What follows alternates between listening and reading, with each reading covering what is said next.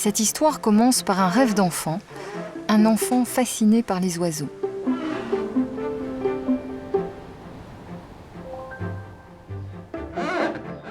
Au fil des années, l'enfant s'est accroché à son rêve. Il est devenu ornithologue, spécialiste des manchots. Depuis presque 40 ans, Yvon Lemao chemine aux côtés de ces étranges oiseaux du bout du monde.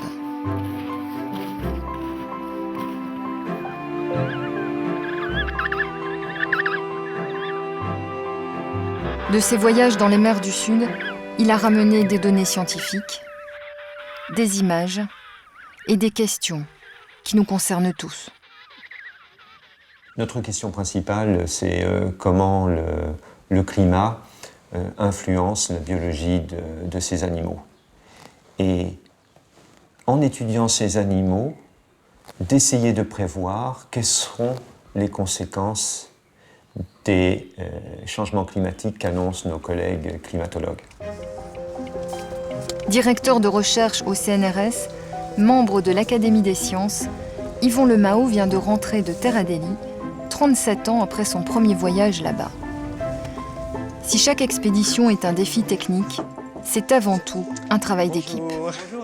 Ici, à Strasbourg, ingénieurs et biologistes inventent ensemble de nouveaux outils. Il faut des années pour lancer une mission polaire. Benjamin Fries rentre lui aussi de Terre Adélie. Cet ingénieur très bricoleur n'a rien oublié des moments qui ont précédé sa première mission. Ce qui est surtout stressant, c'est déjà de faire que le matériel marche et de ne rien oublier. Parce que quand on est là-bas, s'il nous manque une pince, une vis un peu particulière, un composant particulier, on est coincé. On n'a rien à faire.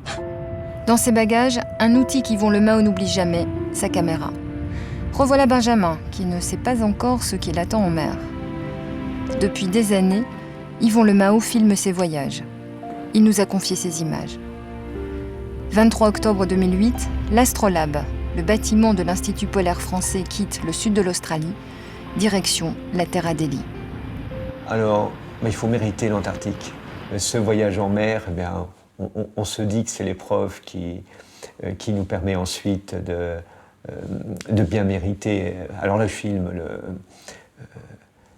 le registre, le baromètre, qui est suspendu au plafond. Là, je crois que vous pouvez imaginer à quel point on peut souffrir sur ce bateau. Des vagues de 8 mètres, 5 jours de tempête. La plupart des passagers tombent malades, rivés à leur couchette. Nous sommes en octobre, et dans les terres australes, c'est encore l'hiver. C'est la première fois qu'Yvon Lemao retourne en Antarctique à cette époque, depuis son hivernage de 1972. Il lui tarde d'arriver pour essayer le nouveau matériel, mais l'Astrolabe a de plus en plus de mal à se frayer un passage au milieu des glaces. La mission risque de s'arrêter là, terminée, avant même d'avoir commencé. Ça faisait 15 jours qu'on était partis, une mer épouvantable. On avait été bloqués dans les classes. On nous a dit on risque de devoir rentrer en Australie. Et pour moi, ça voulait dire rentrer en France. L'horreur. À l'horreur, j'avais pas prévu ça. Le vent qui tombe, une brève fenêtre météo favorable, la situation se débloque. C'est finalement en hélicoptère que les passagers débarqueront en Terre Adélie. Il a fallu faire le tri et laisser une partie du précieux matériel sur le bateau, un vrai crève-cœur pour le chercheur qui sait qu'il ne pourra accomplir qu'une partie du programme prévu. Sur place, les hivernants se réjouissent du débarquement de nouveaux venus. Ils sont isolés du reste du monde depuis 8 mois. La base de Dumont-d'Urville, figée dans le froid intense de l'hiver austral, détient le record mondial de vent violent. Mais aujourd'hui, le temps est favorable aussi à des retrouvailles un peu particulières. Le premier soir, dès mon arrivée, la question ne se posait même pas. Je suis allé retrouver la colonie de manchots empereurs que je n'avais pas vue pendant de nombreuses années.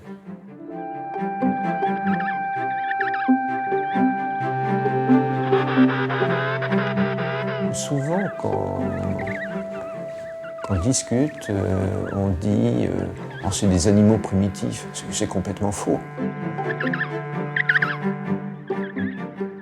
Les ancêtres de ces animaux volaient.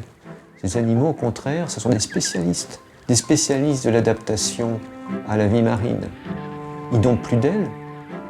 Ça leur permet de voler sous l'eau. Un manchot empereur peut plonger à 600 mètres. Les manchots se nourrissent en mer. Ils ne peuvent donc s'alimenter lorsqu'ils couvent leurs petits, et cela pendant de longues semaines. Les mâles peuvent ainsi rester couvés près de 16 semaines sans rien avaler. Mais avec le changement climatique, que va-t-il se passer ? Ce qu'on veut essayer de comprendre, c'est quelle est la capacité des animaux à faire face aux contraintes de l'environnement, qui peuvent être l'augmentation de la température du fait des activités humaines, et donc quelle est la limite de leur capacité d'adaptation à ce changement. Comprendre la stratégie de l'animal, cerner ses limites, cela n'est possible qu'en observant le manchot dans son milieu naturel, sans le déranger. Observer, c'est enregistrer chacun de ses faits et gestes. Comment faire ? La microélectronique offre la solution. Voici un circuit intégré. Il va être inséré dans un petit appareil, un logger, qui sera placé sur le manchot.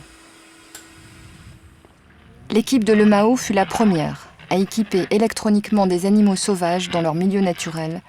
Ce fut une révolution. Les chercheurs ont emporté en Terre Adélie plusieurs centaines de ces loggers. Il faut maintenant en équiper les manchots. L'astuce, c'est de prendre l'animal pendant qu'il couve. Un peu de sparadrap et de colle feront l'affaire, selon une méthode que Jan Rupert Couder a effectuée des centaines de fois. L'animal part en mer avec ça, il va rester peut-être 24 heures, 48 heures en mer.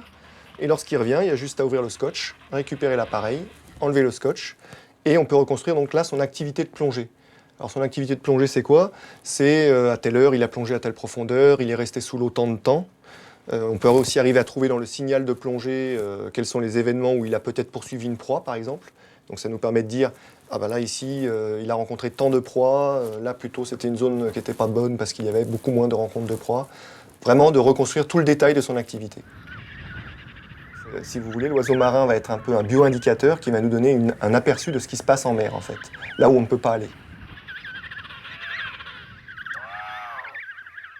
En les suivant électroniquement en très grand nombre, on sait combien de temps ils mettent en mer pour ramener de la nourriture pour leurs poussins, par exemple. Et donc, si les conditions sont moins bonnes en mer, ils vont mettre plus de temps. Et on s'est dit, en couplant avec une pesée automatique, une pesée électronique, on va avoir son poids lorsqu'il part et lorsqu'il revient de la mer. Une donnée qui va s'avérer cruciale, mais n'anticipons pas. Pour l'instant, il faut résoudre des problèmes techniques. En fait, ce qu'on m'a dit voilà, Benjamin, il faut que tu te débrouilles pour nous trouver un système pour peser les manchots. Donc la colonie à cet endroit-là, il y a 2 points d'accès. Trouve-nous un système qui pèse les manchots et qui les identifie quand ils passent. Parce qu'en fait, les manchots vont en mer pour chercher à manger pour les poussins. Et donc, quand ils reviennent, on aimerait savoir combien de poids ils ont réussi à prendre. Sachant que le problème qu'il y a, c'est que souvent les manchots se suivent. Donc toute la difficulté, c'était de pouvoir peser les manchots indépendamment les uns des autres, en fait.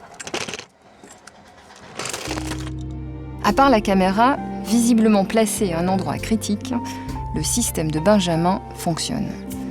En pesant les manchots, les chercheurs vont pouvoir mesurer la quantité de nourriture avalée et donc suivre l'évolution des ressources marines disponibles dans ces eaux glacées. Les oiseaux deviennent des indicateurs des changements des équilibres écologiques de la planète. Le 23 décembre 2008, Yvon Lemao reprend l'Astrolabe. Il continue à filmer inlassablement cet océan de glace.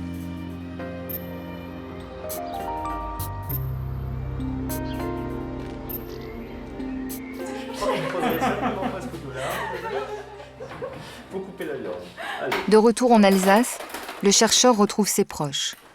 Comment partager cette parenthèse qu'il compare volontiers à un ermitage? Comment raconter une expérience aussi forte? Pas simple. Il est revenu donc le 31 décembre. On ne l'avait pas vu pour Noël, mais il est venu, donc on était très contents de le voir. Et lui, en fait, il était dans un état de transit, en fait. On ne savait pas s'il était vraiment réellement rentré. Il regardait ses images en boucle. C'est vrai. Et ça a duré, je pense, 3 jours, hein, l'état de transit. Il était pas là, en fait. La réadaptation. Enfin, ouais, c'était vraiment drôle, hein. D'un point de vue extérieur. Apprendre, enfin, le retour dans la civilisation, c'est ça, en fait. Je pense que ça doit être difficile après 2 mois. Mais les images qu'il a filmées là, elles sont sublimes. Puis là, il a le regard, il scrute, c'est comme si on va se promener à la campagne, on peut être sûr qu'on va avoir le détail de tous les oiseaux, de pratiquement toute la faune. Mais c'est très riche, c'est super.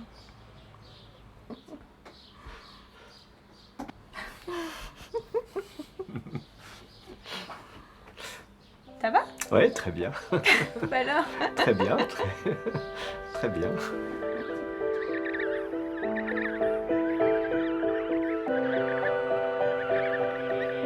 Tout le monde a une affection particulière pour les manchots, mais est-ce que ce n'est pas parce qu'ils ont par moments des attitudes qui sont assez proches des nôtres? Est-ce que ce n'est pas nous qui nous retrouvons dans des scènes du fait de leur station verticale? Est-ce que c'est pas ça finalement qui est drôle chez eux? Le fait qu'on se retrouve dans certaines scènes. Une scène que je n'oublierai jamais, tant je l'ai trouvée cocasse, c'est il y a quelques années, je voyais les prémices d'un accouplement, le mâle faisant le tour de la femelle en se demandant comment il allait faire. Et puis essayant de la faire se coucher. Alors au début, elle ne voulait pas. Une fois l'accouplement terminé, regardant de tous les côtés, en se demandant ce qu'il allait faire pour redescendre. Et puis, dès qu'il a réussi à le faire, en se laissant glisser, les 2 conjoints absolument épuisés. Et puis cette scène extraordinaire à la fin où ils se relèvent simultanément, se tournent et repartent.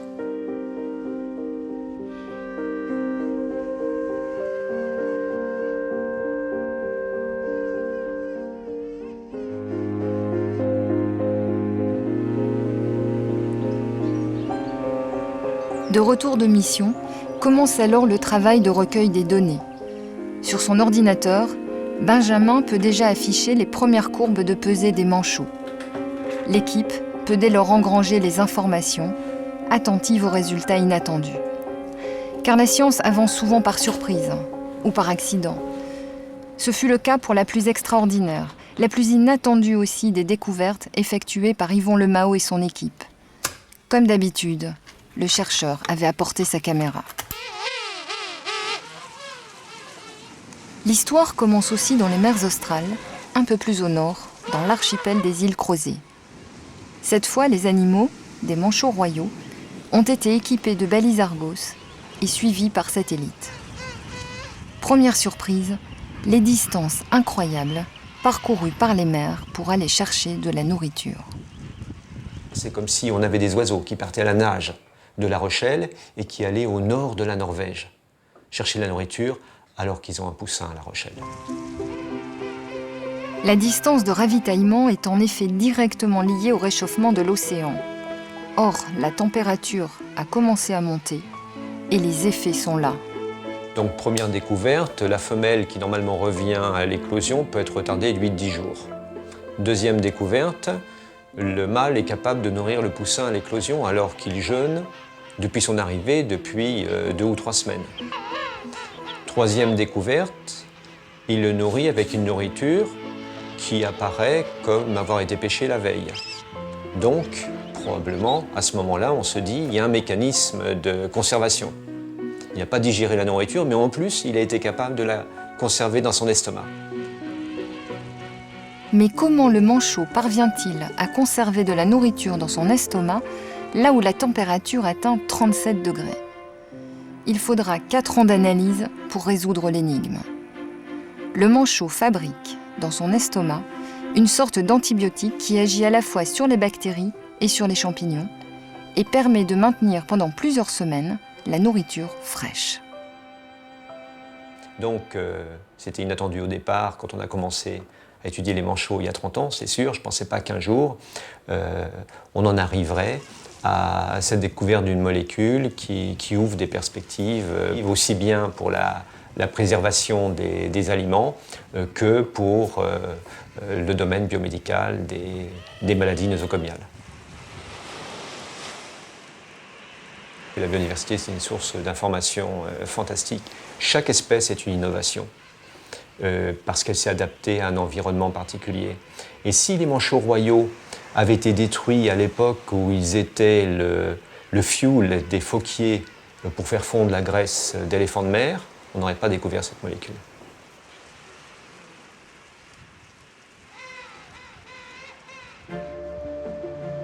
On a l'impression, quand on discute avec les uns ou les autres, que la biodiversité, c'est les petites fleurs, les petits oiseaux. C'est beaucoup plus que ça. C'est tout le fonctionnement de l'écosystème. Il est vraiment urgent, plus que jamais, d'agir. Trouver d'autres relais pour exprimer ses inquiétudes, déplacer donc le combat scientifique sur le terrain politique. Et sur ce terrain-là, comme ici lors de la clôture de l'année polaire au Collège de France, une seule règle, marteler son message. Comment pourrait-on anticiper les conséquences du changement climatique sur la biodiversité si dans le même temps, on n'essaie pas de comprendre quelles sont les limites d'adaptation des organismes vivants au changement?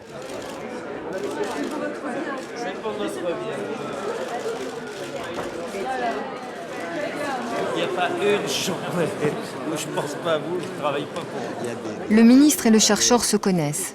Ils se sont rencontrés lors du Grenelle de l'environnement. Yvon Lemao est désormais reconnu comme avocat de la biodiversité.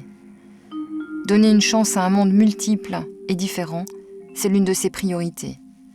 Pour que tous ces animaux de la Galerie de l'Évolution, ici au Muséum d'Histoire Naturelle, ne viennent pas rejoindre la petite salle d'à côté. J'ai été témoin des départs des Terre-Neuvas. J'étais au lycée de Fécamp quand j'étais petit et je voyais partir les Terre-Neuvas. Et on a arrêté la pêche à la morue il y a 20 ans. Les stocks ne sont toujours pas reconstitués. Cette échelle de temps, elle est essentielle, il faut l'avoir en tête et savoir que c'est pas si facile de restaurer ce que l'on a détruit. Et une espèce qui disparaît, elle ne réapparaîtra jamais. C'est pour toujours.